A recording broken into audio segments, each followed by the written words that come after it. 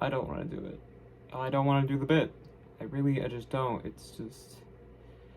just can't. I'm really tired. I'm sleepy.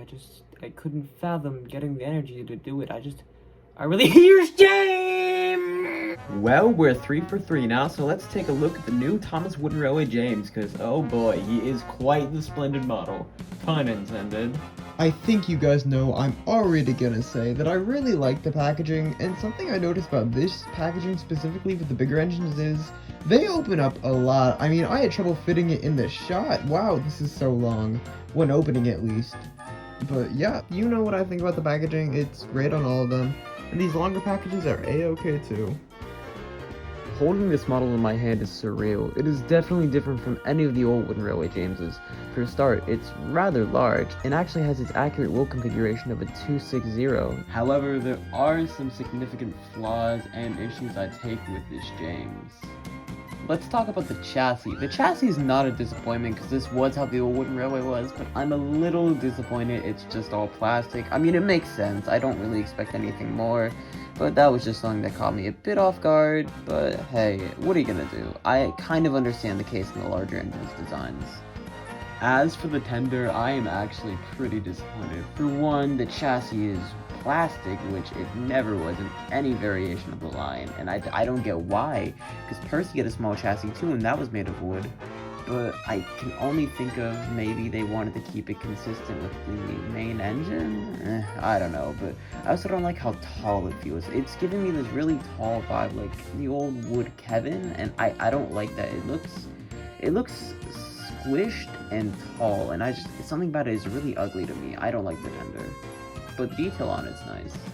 And it doesn't look too bad when it's behind James. I don't know why, but it looks just natural behind James, but that makes sense. It's James's tender after all. Alright, I think you know the drill. Time to get this guy in the layout and see how he looks. Alright, he's here, and whoa, somebody wants a piece of him. Alright, yep, let's compare the two. Just like Percy, you can see the differences right away.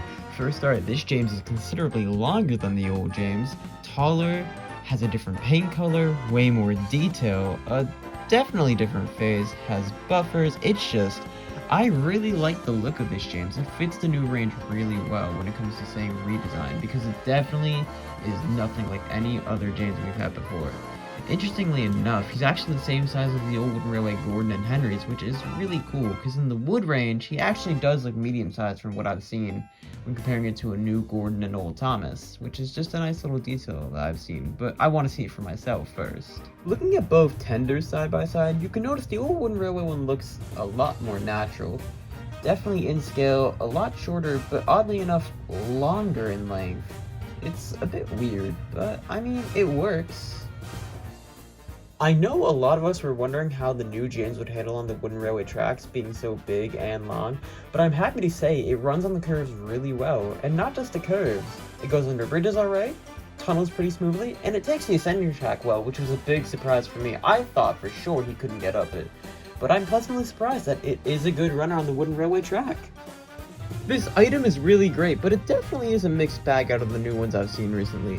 It takes so many steps forwards, but at the same time takes a few small steps backwards, but overall, a really good addition to your cast if you want it. I like the new wheel configuration, I kind of like the new red paint. The face is I can live with the face, it's nothing spectacular, but still, it's alright.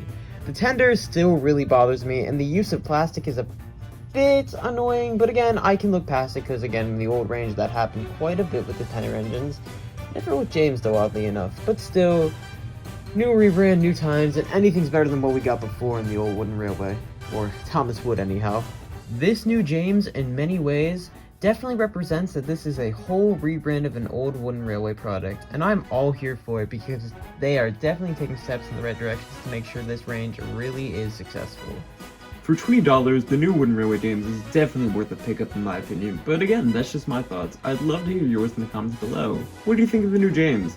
Like it? Hate it? Dying to find out. Anyways guys, Wooden Fin 1 signing out, saying stay tuned for the next new Wooden Railway review.